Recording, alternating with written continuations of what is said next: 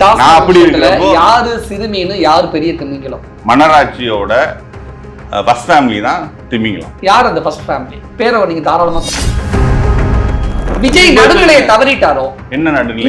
இந்த பக்கம் மட்டும் பார்த்தாரு, இந்த பக்கத்துல பார்க்கல. சதீஷ்கர் டெல்லியில நீங்க தாங்க பார்க்கல.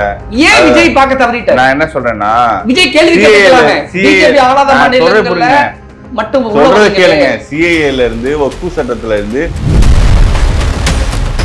பிளாக் மணி இங்க ஜெனரேட் ஆகுது. எங்க ஜெனரேட் ஆகுது? டாஸ்மாக்ல ஜெனரேட் ஆகுது. அவ்வளோ பெரிய அமௌண்ட். இப்போ வந்து இவங்க வந்து ஒரு 1000 கோடி சொல்றாங்க, பட் அது 40,000 கோடிங்கிறாங்க. ஒரு 1000 கோடி வச்சுங்க, ஒரு 1000 கோடி ஆண்டுக்கு நீங்க பணத்தை ஜெனரேட் பண்ணி மன்னராட்சின்னு கேட்கறதுனால ஒருவேளை மன்னராட்சிக்கு வந்தா இந்த முகத்தை எங்க கொண்டு போய் வச்சுப்பீங்க? வானமே இடிஞ்சு இருந்தாலும் இந்த மன்னராட்சி திருப்பி வராது. வந்தா என்ன பண்ணுங்க? வராதுங்கிறேன். வந்தா ஏங்க இந்த பிஜேபி ஆளக்கூடிய மாநிலங்களுக்கு ஈடிக்கு போக வழி தெரியலையா அப்படிங்கிற கேள்வியை விஜய் ஏன் கேட்க தவறிவிட்டார்? திமுக எப்படி ஒரு சர்வாதிகார ஆட்சி நடந்துகிட்டு இருக்கோ அது போலதான் ஈடியில பேசாத ஒரு விஷயம் இருக்கு. அது என்னன்னா, சரக்கு வந்து டைரக்டா டிஸ்டிலரிஸ்ல இருந்து குடோனுக்கு வரணும், குடோன்ல இருந்து தான் அவுட்லெட்டுக்கு போகணும். இதுதான் வந்து ப்ரொசீஜர். இந்த அவுட்லெட்டுக்கு டைரக்டா டிஸ்டிலரிஸ்ல இருந்து வருது. இது பெரிய லெவல வருதுன்னு சொல்லி தாவேகா நிகழ்ச்சிக்கு பாதுகாப்புக்கு வந்த பவுன்சர்ஸ் தெரியாதனமா பத்திரிகையாளர் குத்திட்டாங்க நெஞ்சில. ஓகே. ரெண்டாவது இன்சிடென்ட், நோன்பு திறக்கிறப்ப ஒரு பவுன்சர் பத்திரிகையாளர் சட்டையை தரன்னு பிடிச்சி இழுத்துட்டு போய் விட்டாரு. அதுக்கு நான் என்ன சொல்றேன்னு சொல்லுங்க. உங்களுக்கான அப்படிப்பட்ட அந்த அளவுக்கு பவுன்சர்ஸ் தேவையா தாவேகா? சொல்றேன், மக்களை நம்பி தாவேகா களத்துக்கு வரலையா? யாரு? நீங்க தான் வந்து மன்னராட்சியை நம்பி இருக்கீங்க. அனைத்து மகளிருக்கும் 1000 ரூபான்னு சொன்னாங்க. நீட்டு எங்க அப்பாவுக்கு தான் ரகசியம் தெரியும். வாயை திறந்தா போய் இவங்களுக்கு தெரிஞ்சதெல்லாம் போய் சொல்றதுதான். என் பையன் அரசியலுக்கே வரமாட்டாரு, என் மருமை அரசியலுக்கே வரமாட்டாரு, தமிழ்நாடு கவர்மெண்ட் யார் ரன் பண்ணிட்டு இருக்கான்னு ஊருக்கே தெரியும். ஒரு வளம் கொளிக்கக்கூடிய நிறுவனமான டாஸ்மாக்ல டிரான்ஸ்பர்ஸ்க்கு அமௌண்ட் வாங்குறது. அப்புறம் அந்த அதிகாரி எப்படி நேர்மையா இருப்பாரு? இங்க டிரான்ஸ்பருக்கு அதுக்கு இதுக்கு எல்லாத்துக்கும் லாபம். நம்ம அமைச்சர் செந்தில் பாலாஜி அவர்கள் ஜாப் ராக்கெட்ல போஸ்டிங்கே காசு வாங்கினவர். நாமக்கல்ல திருச்செங்கோடு மெயின் ரோட் எர்ணாபுரத்துல இருக்கிற ஸ்பைரோ பிரைம் பப்ளிக் ஸ்கூல்ல +2 போர்டு எக்ஸாம்ஸோட சேர்த்து நீட் அண்ட் ஜேஇ கோச்சிங்கும் கொடுத்துட்டு இருக்காங்க. வணக்கம் சார். ஊழல் இலக்கியமே எழுதும் அளவிற்கு டாஸ்மாக் விவகாரம் இருக்கு அப்படின்ட்டு உங்களுடைய தலைவர் விஜய் அறிக்கை வெளியிட்டு இருக்காரு. அப்படி என்ன இலக்கியம் எழுத முடியும் ஊழல்ல? ஏன் கண்ணை மூடிட்டு இருக்கீங்களா? ஏங்க, டாஸ்மாக்கு உற்பத்தி பண்றது வந்து ஒரு 19 கம்பெனிலேருந்து ப்ரொக்யூர் பண்ணுறாங்க. அதில் 4 கம்பெனிலேருந்து 60% ப்ரொக்யூர் பண்ணுறாங்க. ஒரு கேஸுக்கு இவ்வளோன்னு சொல்லி ஒரு கையூட்டல் பெறுவதா குற்றம் சாட்டியிருக்கு. அது போக டிரான்ஸ்போர்ட்டு வருடத்துக்கு 45,000 50,000 கோடி ரூபாய் வருமானம் ஈட்டி தரக்கூடியது டாஸ்மாக் நிறுவனம். அந்த நிறுவனம் 2003 ஆரம்பிக்கப்படுது. இன்னைக்கு 2025. இந்த 22 ஆண்டுகளா ஒரு சொந்தமா வெஹிக்கிள் கூட வாங்கல. சாதாரண ஸ்கூல்லே 50 வெஹிக்கிள் வச்சிருக்காங்க. இவ்வளவு 50,000 கோடி வருடத்துக்கு லாபம் ஈட்டி தர லாபம் மட்டுமே. அப்ப சேல்ஸ் எவ்வளவு இருக்கும்? லாபமே 45,000 கோடி, 50,000 கோடினா சேல்ஸ் எவ்வளவு இருக்கும்? அவ்வளவு பெரிய நிறுவனத்துக்கு டிரான்ஸ்போர்ட்டே கிடையாது. ஏன் இல்ல? நீங்க அப்பதான் வாடகைன்னு சொல்லி ஒரு பெரிய அமௌண்ட் கோட் பண்ணி கொள்ளையடிக்க முடியும். இது செகண்ட். தேர்டு வந்து டிரான்ஸ்பர். ஒரு வளம் கொளிக்கக்கூடிய நிறுவனமான டாஸ்மாக்ல டிரான்ஸ்பர்ஸ்க்கு அமௌண்ட் வாங்குறது. அப்புறம் அந்த அதிகாரி எப்படி நேர்மையா இருப்பாரு? இங்க டிரான்ஸ்பருக்கு அதுக்கு இதுக்கு எல்லாத்துக்கும் லாபம். நம்ம அமைச்சர் செந்தில் பாலாஜி அவர்கள் ஜாப் ராக்கெட்ல போஸ்டிங்கே காசு வாங்கினவர். அதனால அவர் டிரான்ஸ்பருக்கு வாங்கலைன்னா தான் ஆச்சரியம். அடுத்து வந்து பாட்டில், இந்த சரக்கு மட்டும் உங்க ப்ரொக்யூர் பண்ணல. இப்படி பிளாக் மணி ஜென்ரேட் பண்ணி அந்த பிளாக் மணியை வந்து இது பண்றதுக்கு வந்து பாட்டில் இருக்குல்ல, சும்மா கையில கொடுக்க முடியாதுல்ல சரக்க.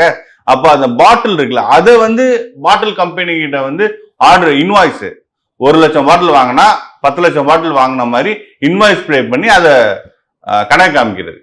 அடுத்து வந்து இப்படி ஜென்ரேட் ஆன பிளாக் மணி இருக்குல்ல, அதை வந்து ஒயிட் ஆக்குறதுக்கு சினிமாவையும் ரியல் எஸ்டேட்டையும் பயன்படுத்துறது. இந்த விசியஸ் சைக்கிளை வந்து டிஎம்கே ஃபர்ஸ்ட் ஃபேமிலி வந்து டைரக்டாவோ இன்டைரக்டாவோ இயக்குது. இதுதான் குற்றச்சாட்டு. இதுக்கான ஆதாரம் இருக்கு, நிரூபிக்கப்படும். இதுக்கு எல்லாத்துக்கும் மேல ஒரு உழைக்கிற மக்கள் இருக்காங்களே, அவங்க தான் பெரும்பாலும் வந்து இந்த டாஸ்மாக் சரக்கு குடிக்கிறாங்க. இந்த சரக்கை குடிச்சு அந்த மக்கள் வந்து ஒரு கட்டட வேலை பார்க்குறவங்க, உழைக்கிற மக்கள் தான் குடிக்கிறாங்க. அந்த சரக்குல வந்து 10 ரூபாயில இருந்து 50 ரூபா வரையும் வைக்கிறாங்க. ஒரு நாளைக்கு வந்து 1 கோடியில இருந்து 1 கோடி 40 லட்சம் பேர் ஜிக்ஜாக்கா ஒரு சராசரியா 1 கோடி பேர் குடிக்கிறாங்க, தண்ணி சரக்கு அடிக்கிறாங்க. இப்படி இருக்க 1 கோடி பேர்ல வந்து 10 ரூபாய் வச்சா எவ்வளவு வருது? கிட்டத்தட்ட 3500 கோடி 4000 கோடி ஆண்டுக்கு நீங்க அதுல வருமானம் பார்க்க. அது அன்அக்கவுண்ட் மணி தானே. நீங்க டாக்ஸும் கட்ட முடியாது, ஏன்னா நீங்க ஊழல் பணம். அது அந்த பணத்தை எப்படி நீங்க ஒயிட் ஆக்குவீங்க? அதுக்கு தான் டிஎம்கே ஃபர்ஸ்ட் ஃபேமிலியோட நிறுவனமான சிவப்பு பூத நிறுவனம் இருக்கு. அப்படின்னா அவங்கதான் இப்ப ரூலா மாத்திக்கிட்டு இருக்காங்களேங்க தமிழ்ல. சிவப்பு பூதம் நிறுவனம்னா எனக்கு புரியல. ரெட் ஜெயிண்ட் தான், அவங்கதான் எல்லாத்தையும் தமிழ்ல மாத்திக்கிட்டு இருக்காங்களே. மகாத்மா காந்தி தமிழ் உங்களுக்கு பிடிக்காதா? ஏன் அவங்களுக்கு பிடிக்காதுங்க, அதனால நிறுவனத்தை பேர் மாத்திருக்காங்க. நீங்க எப்படி வைக்கணும் தமிழ்ல? ரூ மாத்துனத அப்படியே உல்டா பண்ணி சொல்றீங்க. நான் என்ன சொல்றேன், ரூ மாத்துனதுன்னா மகாத்மா காந்தி என்ன சொல்றாருன்னா, be the change you want to see in the வேர்ல்ட்னு சொல்றாரு. ரூ மாத்துனது வரவேற்கிறோம், நல்ல விஷயம் தான். தமிழ் வரவேற்க தெரிவிக்கலையே. நீ அது எங்க இருந்து ஆரம்பிக்கணும்? ஊருக்கு தான் உபதேசமா? உங்களுக்கு கிடையாதா? நீங்க புதிய கல்விக் கொள்கை பிரச்சனை பூதகாரமா வெடிச்சிருக்கும் பொழுது தமிழ் மொழி மீது அதிக பற்று இருக்கு, கவனம் செலுத்துது. அதோட வெளிப்பாடா பட்ஜெட்ல ரூ அப்படிங்கிற வார்த்தையை மென்ஷன் பண்றாங்க. வரவேற்பு தெரிவிச்சு ஒரு சின்ன ஒரு அறிக்கை, ஒரு பதிவு பண்ணிருக்கலாமே. தாவேகா நாங்க புதிய கல்வித்துறையை எதிர்த்திருக்கோம். இவங்கள மாதிரி 18 ஆண்டுகள் பதவியில இருந்து பதவி சோகத்தை அனுபவிச்சிங்களே. அப்ப நீங்க வந்து தமிழ் மொழிக்கு மத்திய அரசு கிட்ட இருந்து நீங்க இப்போ ஹிந்திக்கு இங்கிலீஷ்க்கு வந்து ஒரு அபிஷியல் லாங்குவேஜ் இது இருக்கு. அவங்க வந்து தேசிய மொழின்னு சொல்றாங்க, பட் ஆனா அபிஷியல் லாங்குவேஜ் தான். 22 மொழிகள் இருந்தாலும் பெரும்பான்மையான உரையாடல்கள் வந்து மத்திய மாநில அரசுக்கான உரையாடல்கள் வந்து ஹிந்தி மாநிலங்கள்ல இருந்து ஹிந்திலையும், தென்னிந்திய மாநிலங்கள்ல வந்து இங்கிலீஷ்லயும் தான் நடக்குது. நீங்க மத்திய அரசுல பொறுப்புல இருக்கிறப்போ நீங்க தமிழ்ல தான் நாங்க உரையாடல் பண்ணுவோம்னு ஏன் கேட்கல? அப்ப தெரியாது இல்லையா? இந்திய மறுபடியும் கொண்டு வந்து திணிப்பார்கள் அப்படின்னு அப்ப தெரியாது இல்ல? அது அதிமுக ஆட்சியிலையும் இதே 2025 தான் பிறந்தாங்களா? இல்ல இந்திய அரசோட கடந்த 10 வருஷம் அதிமுக ஆட்சி இருந்தது இல்ல? அப்ப கூட பண்ணிருக்கலாம். அதுக்கு முன்னாடி மத்திய அமைச்சர் தாங்க பண்ண முடியும். யாருக்கு சார் ஜோசியமா தெரியும்? என்ன சொல்றேன்னா, 1965 லால் பகதூர் சாஸ்திரி அவர்கள் இருக்கிறப்ப ஹிந்தி, அதாவது 15 ஆண்டுகள் தான் வந்து கூலிங் டைம் கொடுத்திருந்தாங்க. அப்போ 65ல அந்த கூலிங் டைம் முடியறதுனாலதான் ஹிந்தி பிரச்சனை வந்துச்சு. இந்திய அரசோட கொள்கையே அது. சும்மா சம்பந்தமே இல்லாம தெரியாதுன்னா யாரை ஏமாத்துறீங்க? உங்களுக்கு என்ன தெரியும்? தன் அப்பா, பையன், பேரன், கொள்ளு பேரன் 3 பேர் மத்திய அமைச்சர், அவங்க ஃபேமிலியில இருந்த 3 பேரை மத்திய அமைச்சர் ஆக்குறது, ஒருத்தர் எம்பி ஆக்குறது, கட்சி தலைவர், இளைஞரணி தலைவர், துணை பொதுச் செயலாளர் அப்படின்னு குடும்பத்தோட வருமானத்தை பெருக்கிறது தான் தெரியும். இவ்வளவு தைரியமா பேசுறீங்களா சார்? அந்த விஜயோட அறிக்கையில விசாரணை நடத்த சிறு மீன் முதல் திமிங்கல வரைக்கும் மாட்டோம் அப்படின்னு சொல்றீங்களே, அவ்வளவு தைரியம் இருந்தா அந்த திமிங்கலத்தோட பேரை நீங்க என்னன்னு மென்ஷன் பண்ண முடியும்? டிஎம்கேனா யாருங்க? ட்ரம்பாங்க. ஏன் அப்புறம் ஏன் பயம்னு கேக்குறேன். ஏன் பயம்? யாருக்கு பயம்? ஏன் பயம்? யாருக்கு பயம்? உங்களுக்கு மன்னராட்சியை பார்த்து உங்களுக்கு பயம், எங்களுக்கு பயம் கிடையாது. அந்த திமிங்கலத்தோட பேரை பதிவு பண்ணுங்க. இந்த மன்னராட்சியை பார்த்து 2021 தேர்தல் அறிக்கையில என்னென்ன சொன்னாங்க? அனைத்து மகளிருக்கும் 1000 ரூபான்னு சொன்னாங்க. நீட்டு எங்க அப்பாவுக்கு தான் ரகசியம் தெரியும். வாயை திறந்தா பொய். இவங்களுக்கு தெரிஞ்சதெல்லாம் பொய் சொல்றதுதான். என் பையன் அரசியலுக்கே வரமாட்டாரு, என் மரமே அரசியலுக்கே வரமாட்டாரு, தமிழ்நாடு கவர்மெண்ட் யார் ரன் பண்ணிட்டு இருக்கான்னு ஊருக்கே தெரியும். சொன்னாரா சொல்லலையா? நீட்டு விஷயத்துல என்னாச்சு? நீட்டு விஷயம் என்னங்க ஆச்சு? இன்னைக்கு சின்ன பிள்ளைங்க செத்துக்கிட்டு இருக்காங்க. நீங்க இப்போ இங்க தேர்தலில் ஜெயிக்கிறதுக்கு. அதுக்கப்புறம் கல்வி கடன், மாணவர்கள் கல்வி கடன் பண்றேன்னு நீங்களே, அனைத்து மாணவர்களுக்கு பண்ணுன்னு சொன்னீங்களே, ஏன் பண்ணல? சிலிண்டர் மானியம் 100 ரூபாய் தரேன்னீங்களே, ஏன் தரல? இதை கேட்கறதுக்கு இந்த தமிழ்நாட்டு மீடியாவுக்கு முதுகெலும்பு இருக்கா? யாருக்கு பயம்? உங்களுக்கு பயம். எங்க தளபதி தான் இந்த மன்னராட்சியை நிரந்தர வனவாசத்துக்கு அனுப்பி வைக்க போறவர். எழுதி வச்சுக்கோங்க. இந்த புரட்சி தலைவர் எப்படி 1977 இந்த மன்னராட்சியை 13 ஆண்டுகள் வனவாசம் வச்சாரோ, அது போல இந்த மன்னராட்சியை நிரந்தர வனவாசத்திற்கு வெற்றி தளபதி தான் அனுப்பி வைப்பார். அதற்கான ஆதரவை தமிழகத்திலே தளபதி ஒருவருக்கு தான் இருக்கு. திமுக அது பரவாயில்ல. ஆனா தாவேக்கு என்ன பண்ணுதுன்னா, முதுகெலும்பு இல்லாத பத்திரிகையாளர்களை அல்லது முதுகெலும்பு இருக்கிற பத்திரிகையாளர்களை நெஞ்சில போய் குத்துறதும், சட்டையை பிடிச்சி தரத்தரும் இழுத்துட்டு போறதும். யாரு இழுத்தா? தாவேக்கா. யாரு பத்திரிகையாளர்?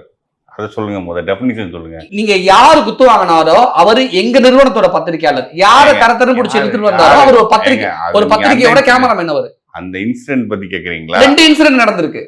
நான் 2ஆம் ஆண்டு தொடக்க விழாவில் மட்டும் இல்ல, இத்தா நோன்பு திறப்பு விழாவிலையும் இதே மாதிரி பத்திரிகையாளர் தாக்கப்பட்டார். நான் என்ன சொல்றேன்னா, இன்சிடென்ட் சொல்லுங்க. நான் யாரோ ஜெனரலா அடிச்சாங்கன்னு அது உங்களுக்கு மீடியா பர்சன்ஸ்க்கு தனியா ஒரு கேலரி இருக்கு. நீங்க அந்த நிகழ்ச்சிக்கு வந்திருந்தா உங்களுக்கு தெரிஞ்சிருக்கும். என்னோட நீங்க உட்பட எனக்கு பல பேர் நண்பர்கள் இருக்காங்க. யாரையும் எங்க தளபதி அவர்கள் எல்லாருமே ரெஸ்பெக்ட்ஃபுல்லா நடத்தக்கூடியவர். எங்க பொதுச்செயலாளர் அவர்களும் அப்படித்தான். உங்களுக்கு தனியா கேலரி இருக்கு, உங்களுக்கு தனியா அன்னைக்கு பிரேக்ஃபாஸ்ட் ரெடி பண்ணி கொடுத்துருந்தாங்க. எல்லாத்தையும் ரெஸ்பெக்ட்ஃபுல்லா தான் அன்னைக்கு நிகழ்ச்சி நடத்தினாங்க. நான் அந்த கேலரிக்குள்ள போயிட்டு வந்தேன். என்ன விஷயம்னா, நிகழ்ச்சி உள்ள நடக்குது. இவங்க உள்ள போக ட்ரை பண்ணதுதான் பிரச்சனை. அதுவும் நான் அந்த நிகழ்ச்சியை நாங்க சப்போர்ட் பண்ணல. அடிக்கலாமான்னு உங்களுக்கு கேலரி இருக்கு, நீங்க உங்க இடத்துல இருந்தா இந்த பிரச்சனை வந்திருக்காது. நீங்க ட்ரை பண்ணி போனவங்க உங்க அவங்களோட என்னன்னா, ஆல்ரெடி மாசஸ் உள்ள வெளியே நிறைய பேர் இருந்துட்டு இருந்தாங்க. அவங்க உள்ள ரஷ் பண்றாங்க. உள்ள ஸ்பேஸ் கம்ப்ளீட் ஆயிடுச்சு. அவங்க எது பத்திரிகையாளரு இதுன்னு தெரியாம டோட்டலா மாச கண்ட்ரோல் பண்ற மாதிரி இப்ப பத்திரிகையாளர் நீங்க உங்களை அடிக்கணுங்கிற இன்டென்ஷன்ல பண்ணல. இது குத்துனாரு, அடிச்சா பரவாயில்ல, இந்த இடத்துல குத்தி இருக்காரு. நான் என்ன சொல்றேன்னா, ஒரு மாச ஹேண்டில் பண்றப்போ மிஸ்பிஹேவ் பண்ணியிருந்தா அது கண்டிக்கத்தக்கது. அதை நாங்க வரவேற்கல. பட் அந்த இன்சிடென்டே தேவையில்லை. உங்களோட கேலரி இருக்கு, ஒரு வருத்தம் தெரிவிச்சிருக்கலாமே. குறைந்த மாசஸ் ஒரு 50 பேர் ரெஸ்ட் பண்றாங்க, அவங்க தள்ளுறாங்க, புரியுதா? அந்த இடத்துல பத்திரிகையாளர் போய் நிக்கிறப்போ அவங்கள நீங்க புஷ் பண்றப்போ இவங்க பத்திரிகையாளர் இவங்க பண்ண முடியாது. ஒரு 50 பேர் நிக்கிறப்போ இது யதார்த்தமா நடந்த விஷயம். தாவேக்கா நிகழ்ச்சிக்கு பாதுகாப்புக்கு பவுன்சஸ் தெரியாதனமா பத்திரிகையாளர் குத்திட்டாங்க நெஞ்சில. ஓகே. 2வது இன்சிடென்ட், நோன்பு திறக்கிறப்ப ஒரு பவுன்சர் பத்திரிகையாளர் சட்டையை தரன்னு பிடிச்சி இழுத்துட்டு போய் விட்டாரு. அதுக்கு நான் என்ன சொல்றேன்னு புரிஞ்சுக்கேன். உங்களுக்கான அப்படிப்பட்ட அந்த அளவுக்கு பவுன்சஸ் தேவையா? தாவேக்கா என்ன சொல்றேன்னு புரிஞ்சுக்கேன். மக்களை நம்பி தாவேக்கா களத்துக்கு வரலையா? யாரு? நீங்க தான் மன்னராட்சியை நம்பி இருக்கீங்க. நாங்க மக்கள் பத்திரிகையாளரை ஏன் அடிச்சீங்கன்னு நான் கேக்குறேன். கேளுங்க, நான் சொல்றேன். உங்களுக்கான கேலரிஸ் தராங்க, உங்களுக்கான விஷயம் தராங்க. மாசஸ் ஹெவியா இருக்கிறப்ப நாளைக்கு நீங்க தளபதி அவர்கள் வராங்க, அந்த இடத்துல நீங்க போய் நிக்கிறீங்க, ஒரு பெரிய மாஸ் வருது. அப்போ மாஸ் உங்களை இது பண்ணிட்டா நீங்க எப்படி கூட்டம் இருக்குன்னு உங்களுக்கே தெரியும். இன்னைக்கு ஏதோ அந்த பவுன்சர்ஸ் இது பண்ணிட்டாங்கக்காண்டி நீங்க இது அடுத்தடுத்து 2 முறை பத்திரிகையாளர் தாக்கப்பட்டதுக்கு தாவேக்கா சார்பில் இருந்து ஒரு சின்ன வருத்தம் கூட நான் தெளிவா சொல்றேன், புரிஞ்சுங்க. உங்களுக்கான கேலரி கொடுத்துருக்காங்க, உங்களுக்கான ஸ்பேஸ் கொடுத்துருக்காங்க, உங்களுக்கான வீடியோ ஃபுட்டேஜ் தந்துடுறாங்க. நீங்க ஒரு பெரிய கேதரிங்ல நீங்க மக்களா நீங்க இது பண்றப்ப நாளைக்கு நீங்க பவுன்சர்ஸ் இது பண்ணிட்டாங்க, அதை நம்ம வரவேற்கல, அது கண்டிக்கத்தக்கது. அதே நேரத்துல பெரிய மாசஸ்குள்ள மாட்டிக்கிட்டீங்கன்னு வச்சுக்கோங்க, இதோட பெரிய விஷயம் நடக்கும். நம்ம வட இந்தியாலாம் பாக்குறோம். பெரிய மாசஸ்குள்ள மாட்டிக்கிட்டு நீங்க கேமரா வச்சுக்கிட்டு மாட்டிக்கிட்டீங்கன்னா கேமரா பார்ப்பீங்களா, உங்களை பார்ப்பீங்களா? இது உங்க சைட்லயும் உங்களுக்கான நீங்க மாசஸோட கலந்து நீங்க ட்ரை பண்றப்பதான் இந்த மாதிரி இன்சிடென்ட் நடக்குது. நீங்க மீடியா பத்திரிகையாளோட நன்மைக்காக தான் அடிச்சிருக்கீங்க. அப்படி சொல்லல. நான் என்ன சொல்றேன்னா, உங்களோட கேலரி உங்களோட விஷயத்துல நீங்க இருந்தீங்கன்னா யார் பத்திரிகையாளர் என்ன தெரியும். நீங்க மாசஸோட கலந்து நீங்க ஒரு பெரிய ரஷ்ஷான இடத்துல போய் நீங்க பண்றப்பதான் இந்த மாதிரி தள்ளுமுள்ளு எல்லாம் நடக்குது. யாராச்சும் பண்ணுவாங்களாங்க? இப்போ நீங்க மீடியா மன்னராட்சி போல நடத்துவர்கள் இல்லை. நாங்க எப்பவுமே ஒரு ஜனநாயக பூர்வமா தான் எல்லாம் அனுபவம். நீங்க மீடியாக்கள் பல மீடியாக்கள் இந்த டாஸ்மாக் ஊழலே வெளிக்கொண்டு வரல. விவாதம் எத்தனை நாள் நடத்திருக்கீங்க? இருந்தாலும் நீங்க மன்னராட்சிக்கு நீங்க ஆதரவா இருந்தாலும் அவர்கள்ட்ட கூட நாங்க கனிவாத்தான் நடந்துக்கிறோம். அப்படி இருக்கிறப்போ யாரு சிறுமீனு யாரு பெரிய திமிங்கலம்? இந்த மன்னராட்சியோட ஃபர்ஸ்ட் ஃபேமிலி தான் திமிங்கலம். யார் அந்த ஃபர்ஸ்ட் ஃபேமிலி? பேரை நீங்க தாராளமா சொல்லலாம். டிஎம்கே ஃபர்ஸ்ட் ஃபேமிலினா யாருன்னு உங்களுக்கு தெரியாதா? எனக்கு தெரியும். உங்களுக்கு தெரியாதா? எனக்கு தெரிஞ்சதாவே இருக்கட்டும், பொதுமக்கள் தெரிஞ்சு. கலைஞர் ஃபேமிலி தான். யாரு அப்பா பையன் பேரன் கொள்ளு பேரன் முதலமைச்சர் மு க ஸ்டாலின் தான் சொல்றீங்க? ஆமா. உதயநிதி ஸ்டாலின் தான் சொல்றீங்க? எங்க ரெட் ஜெயிண்ட் யாரு விட்டுங்க? உதயநிதி ஸ்டாலினோடது. மணி எப்படிங்க இப்போ நீங்க பிளாக் மணி இங்க ஜெனரேட் ஆகுது, எங்க ஜெனரேட் ஆகுது? டாஸ்மாக்ல ஜெனரேட் ஆகுது. அவ்வளவு பெரிய அமௌண்ட். இப்போ வந்து இவங்க வந்து ஒரு 1000 கோடி சொல்றாங்க, பட் அது 40,000 கோடிங்கிறாங்க. ஒரு 1000 கோடி வச்சுங்க, ஒரு 1000 கோடி ஆண்டுக்கு நீங்க பணத்தை ஜெனரேட் பண்ணி அந்த 1000 கோடியை வந்து நீங்க ஒயிட் ஆக்கணும். அமைச்சர் செந்தில் பாலாஜி அவர்கள் அந்த 1000 கோடியும் கரூருக்கு எடுத்து போயிட்டாரா? அதுக்கு வாய்ப்பு இல்லை. அப்போ அந்த 1000 கோடி எங்கெங்க மூவ் ஆயிருக்குன்னு ட்ரேஸ் பண்ணுவாங்க. நீங்க வந்து பணம்ங்கிறது வந்து நீங்க எங்கெங்க மூவ் ஆயிருக்கோ அந்த இடத்துல ட்ரேஸ் பண்ணா அதுல யார் யார் இன்வால்வ் தெரிய போகுது. அப்படிலாம் மறைக்க முடியாது. இந்த காலத்துல எல்லாமே டிஜிட்டலைஸ் ஆயிருச்சு. அப்போ நீங்க இந்த பணம் வந்து யாராருக்கு போயிருக்கு? அதிகாரிகளுக்கு போயிருக்கா, இல்ல டிஸ்டிலரிஸோட எம்டிக்கு போயிருக்கா? இதுல வந்து அதிகாரிகள்லாம் இன்வால்வ்னு சொல்றாங்க. அதே மாதிரி டிஸ்டிலரிஸோட எம்டிஸும் அவங்களோட நாலேஜ் இல்லாம நடக்காது. ஏன்னா வந்து நீங்க வந்து லஞ்சம் கொடுத்துருக்காங்க, அதாவது ஒரு கேஸுக்கு இவ்வளோன்னு கொடுத்துருக்காங்கிறாங்க. அது போக இதுக்கு எல்லாத்துக்கும் மேல டாஸ்மாக் அந்த இடியில பேசாத ஒரு விஷயம் இருக்கு. அது என்னன்னா, சரக்கு வந்து டைரக்டா டிஸ்டிலரிஸ்ல இருந்து குடோனுக்கு வரணும், குடோன்ல இருந்து தான் அவுட்லெட்டுக்கு போகணும். இதுதான் வந்து ப்ரொசீஜர். இந்த அவுட்லெட்டுக்கு டைரக்டா டிஸ்டிலரிஸ்ல இருந்து வருது. இது பெரிய அளவுல வருதுன்னு சொல்லி அப்போதைய நிதி அமைச்சர் பிடிஆர் அவர்களே சொல்லியிருக்காரு. இடி சொல்லியிருந்தா கூட பரவாயில்ல. கிட்டத்தட்ட வந்து ஒரு 40-50% வந்து ரெவன்யூ வந்து ஸ்டேட் கவர்மெண்ட்டுக்கு வந்து குறையுது. அந்த நம்ம அதை சரி பண்ணணும்னா அதுல பெரிய அமௌண்ட் வந்து மைனிங்ல இருந்தும் டாஸ்மாக்ல இருந்தும் ரெவன்யூ வந்து லீக்கேஜ் ஆகுது. லீக்கேஜ்ங்கிற வேர்டு அவர் பயன்படுத்தினார். லீக்கேஜ்னா என்னன்னா, வர வேண்டியது வேற எங்கேயோ போகுதுன்னு. டாஸ்மாக்ல வர வேண்டியது வேற எங்கேயோ போகுது. அப்போ நீங்க அவுட்லெட்டுக்கு வந்து குடோன்ல இருந்து வராம டைரக்டா டிஸ்டிலரிஸ்ல இருந்து வருது. அப்போ 8 ரூபா சரக்க 20 ரூபா கொடுத்து டாஸ்மாக் வாங்குது. அதை வந்து 150 ரூபா கொடுத்து வைக்க 130 ரூபா லாபம். அந்த 45,000 கோடி 130 ரூபா நான் இது சொல்றேன். இப்ப நல்ல சரக்குக்கு நல்ல காசு இருக்கும். இந்த அமௌண்ட் இருக்குல்ல, இப்ப இந்த 130 ரூபாயும் டாக்ஸ் கட்டாம வாங்கினா, குடோனுக்கு போகாம வந்தா டாக்ஸ் கிடையாது. அப்ப அந்த 130 ரூபாயும் என்ன ஆகும்? அப்போ அந்த ஒரு ஹியூஜ் அமௌண்ட் கிரியேட் ஆகும். இப்ப டாக்ஸ் கட்ட தேவையில்லை, எதுவுமே தேவையில்லை. ஒரு சரக்குக்கு வந்து 130 ரூபா கிடைக்கிற இடத்துல 150 ரூபா 170 ரூபா கிடைக்கும். அப்போ நீங்க அந்த அமௌண்ட் வந்து அங்க கிரியேட் ஆகிற அமௌண்ட் வந்து எங்க போகுது? எப்படி ஜெனரேட் ஆகுது? வரும் காலங்கள்ல வந்து டெல்லி லிக்கர் ஸ்கேம் மாதிரி, பூபேஷ் பகலோட சத்தீஸ்கர் லிக்கர் ஸ்கேம் மாதிரி தமிழகத்திலையும் டிஎம்கே ஃபர்ஸ்ட் ஃபேமிலி வந்து இதால தண்டிக்கப்படுவாருங்க. காலம் வேறு இல்ல. பொன்முடி அவர்கள் எப்படி கன்விக்ட் ஆனாரோ அது போல இந்த டாஸ்மாக் அமைச்சரும் டிஎம்கே ஃபர்ஸ்ட் ஃபேமிலியும் அதுல யார் யார் இன்வால்வ் ஆனாங்களோ எல்லாருமே கன்விக்ட் ஆவாங்க. டாஸ்மாகில் நடந்த ஊழல் பற்றி தாவேகா தலைவர் விஜய் வந்து கண்டனம் தெரிவித்து அறிக்கை வெளியிட்டிருக்காரு. வரவேற்க தகுந்த ஒரு விஷயம். ஆனா இதுல இருக்கக்கூடிய இந்த ஊழல் பற்றி உண்மையா விசாரணை நடக்குமா அப்படிங்கிறது மேல இருக்கக்கூடிய மறைமுக முதலாளிக்கும் இங்க இருக்கக்கூடிய அவருடைய உறவுக்காரர்களுக்கு மட்டுமே வெளிச்சம் அப்படின்னு சொல்லியிருக்காருல. இங்க இருக்கக்கூடிய அவங்களுடைய உறவினர்கள் அப்படின்னா அது ஒரு குழப்பமான ஒரு வாக்கியம். ஒரு குழப்பமும் இல்ல. திமுக ஃபர்ஸ்ட் ஃபேமிலியோட அகில இந்திய தலைவர் வந்து பிரதமர் மோடி அவர்கள் தான். ஒருவேளை பங்காளிங்க பங்காளிங்க 2 பேரும் காம்ப்ரமைஸ் ஆயிட்டாங்கன்னா, புதிய கல்விக் கொள்கை, நாடக கம்பெனி, திமுக ஒரு நாடக கம்பெனி, வாய திறந்தா போய் என் வீட்டுல என் பையன் அரசியலுக்கு வர மாட்டார், என் மருமை அரசியல் வர மாட்டார், நாங்க வந்து குடும்ப ஆட்சி இல்லை அப்படின்னு சொல்லி 2020 முன்னாடி சொன்னாங்களா? எத்தனை தேர்தல் அறிக்கை கொடுத்தாங்க? எவ்வளவு முடிச்சிருக்காங்க? இந்த மன்னராட்சியோட கடைசி பட்ஜெட் இப்போ போட்ட பட்ஜெட் தான். அடுத்த பட்ஜெட் போட முடியாது, ஒரு இன்ட்ரீம் பட்ஜெட் தான் போட முடியும். அப்போ நீங்க தேர்தல் அறிக்கையில சொன்னதெல்லாம் நிறைவேற்றிட்டீங்களா? அப்போ இவ்வளவு பொய்ய சொல்லி ஆட்சிக்கு வந்து மக்களை ஏமாத்துனதுதான் மிச்சம், வார்த்தைக்கு கொள்ளையடிச்சதுதான் மிச்சம். வார்த்தைக்கு வார்த்தை மன்னராட்சின்னு சொல்லி பொய்யா? ஒருவேளை அடுத்த முறை அவங்களே ஆட்சிக்கு வந்துட்டா என்ன பண்ணுவீங்க? அடுத்த முறை திமுகவே ஆட்சிக்கு அது உங்களை மாதிரி மீடியாக்களோட ஆசையா இருக்கலாம். அது தமிழக மக்கள் இல்லங்க, என்ன மாதிரி மீடியாக்கள் இல்லங்க. அதான் ஏற்க மாட்டாங்க.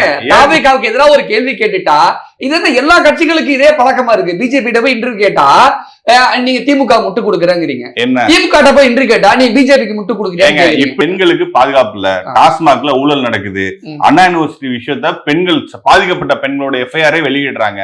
உங்க மீடியா பர்சன்ஸ் யாராவது ஒரு கேள்வி கேட்டா உடனே நீங்க அந்த கட்சி ஒரு அலங்கோலாட்சி அப்படி சொல்றீங்க. அலங்கோலாட்சி திருப்பி வரும்னு நினைக்கிறதே பாவங்க. இப்படி ஒரு அலங்கோலாட்சி திருப்பி வரும்னு நீங்க அந்த தாட் வருதுல, ஒரு குறைஞ்சபட்ச வார்த்தைக்கு வார்த்தை மன்னராட்சின்னு கேட்கறதுனால ஒருவேளை மன்னராட்சிக்கு வந்தா இந்த முகத்தை எங்க கொண்டு போய் வச்சுப்பீங்கன்னு கேட்க வரேன். வானமே இடிஞ்சு இருந்தாலும் இந்த மன்னராட்சி திருப்பி வராது. வந்தா என்ன பண்ணுவீங்க? வராதுங்கிற. வந்தா ஏங்க இந்த போன தடவை வந்ததே ஒரு ஆக்சிடென்ட்ல வந்துட்டாங்க. ஆக்சிடென்டா? ஆமா, ஆக்சிடென்ட். மக்கள் ஓட்டு போட்டதுல மக்கள் ஆக்சிடென்டா? பொலிட்டிக்கல் ஆக்சிடென்ட்ல தான் இவர் வந்துட்டாப்ல. 1996 அப்புறம் 2021 வரையும் ஒரு எலெக்ஷன்ல கூட இந்த திமுகவுக்கு வந்து மெஜாரிட்டியே கிடைக்கல. 2001, 2006, 2011, 2016 இந்த 4 எலெக்ஷன்லயும் இந்த மன்னராட்சிக்கு கூட மெஜாரிட்டியே கிடைக்கல. போன தடவை மெஜாரிட்டி கிடைச்சது கூட ஒரு ஆக்சிடென்ட் தான். ஏன்னா பிஜேபியோட ஏடிஎம்கே அலைன் ஆனதுனால செக்குலர் ஓட் பேங்க் வந்து கன்சாலிடேட் ஆயிடுச்சு. ரெண்டாவது அவங்களோட கூட்டணி கட்சிக்கு வந்து போதுமான எண்ணிக்கை கொடுக்காம கம்மியா கொடுத்தாங்க. இப்ப காங்கிரஸ் கட்சிக்கு வந்து 25 தான் கொடுத்தாங்க. ஆனா அந்த கட்சி 40 சீட்ல நிக்கக்கூடிய கட்சி. ஏன்னா அவங்க அந்த அளவுக்கு கான்ட்ரிபியூட் பண்றாங்க கேட்டலிஸ்ட் ஃபோர்ஸா. அதே போல விடுதலை சிறுத்தையா இருக்கட்டும், சிபிஎம் சிபிஐயா இருக்கட்டும், அவங்களுக்கான எண்ணிக்கையை குறைச்சாங்க. இதுதான் இந்த மன்னராட்சிக்கு மெஜாரிட்டி கிடைக்கிறதுக்கான காரணம். வரும் காலங்கள்ல இனிமேலுக்கு புரட்சித் தலைவர் எம்ஜிஆர் எப்படி இந்த மன்னராட்சியை 13 ஆண்டுகள் வனவாசம் அனுப்பினாரோ அது போல வெற்றி தலைவர் தளபதி அவர்கள் நிரந்தர வனவாசத்திற்கு அனுப்பி வைப்பார். உங்க ஆசை நிறைவேறாது. டாஸ்மாக் ஊழல் பற்றிய தாவேக்காவுடைய கண்டன அறிக்கையை, விஜயோட அறிக்கைக்கு வரவேற்கலாம். ஆனால் ஒரு பக்கத்தை மட்டும் விஜய் பார்த்திருக்காரோ, இன்னொரு பக்கத்துல விஜய் பார்க்கலைங்கிற ஒரு கேள்வி இருக்கு. உதாரணத்துக்கு டெல்லியில இதே மதுபான ஊழல் வழக்குல வந்து அரவிந்த் கெஜ்ரிவால் கைது செய்யப்பட்டார். சத்தீஸ்கருடைய முன்னாள் முதலமைச்சர் வீட்டுல அதிரடியா ரைடு நடந்துச்சு சில நாட்களுக்கு முன்னாடி. அதன் தொடர்ச்சியா தமிழ்நாட்டுல இப்ப ஒரு வாரமா மதுபான ஊழல்ல ரைடு நடக்குது. இல்ல என்ன கேட்க வரேன்னா, பிஜேபி ஆளாத மாநிலங்கள்ல மட்டும் இந்த மதுபான ஊழல் நடக்குதே, பிஜேபி ஆளக்கூடிய மாநிலங்களுக்கு ஈடிக்கு போக வழி தெரியலையா அப்படிங்கிற கேள்வியை விஜய் ஏன் கேட்க தவறிவிட்டார்? திமுக எப்படி ஒரு சர்வாதிகார ஆட்சி நடந்துகிட்டு இருக்கோ அது போலதான் மத்திய ஒன்றிய மதவாத பிஜேபியும் ஒரு சர்வாதிகார ஆட்சியை நடத்திக்கிட்டு இருக்கு. அப்ப இதை ஒத்துக்கிறீங்களா? ஆமா, 2 பேரும் பங்காளிங்க தானே, 2 பேரும் ஒரு மாதிரி தானே இருப்பாங்க. அதனால இந்த 2 பேருமே வந்து ஒரு சர்வாதிகார ஆட்சி நடத்திட்டு இருக்காங்க. நாங்க என்ன கேட்கிறோம்னா, இடி அது இது வந்தது போனதெல்லாம் விட்டுருங்க, நீங்க செஞ்சீங்களா செய்யலையா? இந்த குற்றச்சாட்டு உண்மையா இல்லையா? ப்ரொக்யூர்மெண்ட்டுக்கு காசு வாங்கினீங்களா இல்லையா? டிரான்ஸ்போர்ட்ல கமிஷன் வச்சீங்களா இல்லையா? டிரான்ஸ்பர் காசு வாங்குனீங்களா இல்லையா? குற்றச்சாட்டு எல்லாமே உண்மையா இருக்கட்டும் சார். நீங்க வந்து எம்ஆர்பிக்கு மேல காசு வாங்குனீங்களா இல்லையா? இந்த கேள்விக்கு இடிஏ நான் கேட்கல. இந்த குற்றச்சாட்டு உண்மையா இல்லையா? பதிவு பண்ணிட்டீங்க. இந்த பணத்தை எல்லாம் உண்மையாவே இருக்கட்டும். இந்த பணத்தை இதோட அறிக்கையில இருக்கிறது எல்லாமே உண்மையான கேள்விகள் தான். ஜெனரேட் பண்ண உண்மையான பணத்தை எல்லாம் சினிமாலையும் ரியல் எஸ்டேட்லயும் மணி லாண்டரிங் பண்ணீங்களா இல்லையா? விஜய் நடுநிலையை தவறிட்டாரோ? என்ன நடுநிலை? இந்த பக்கம் மட்டும் பார்த்தாரு, இந்த பக்கத்துல பாக்கல. சத்தீஸ்கர் டெல்லியில நீங்க தாங்க பாக்கல.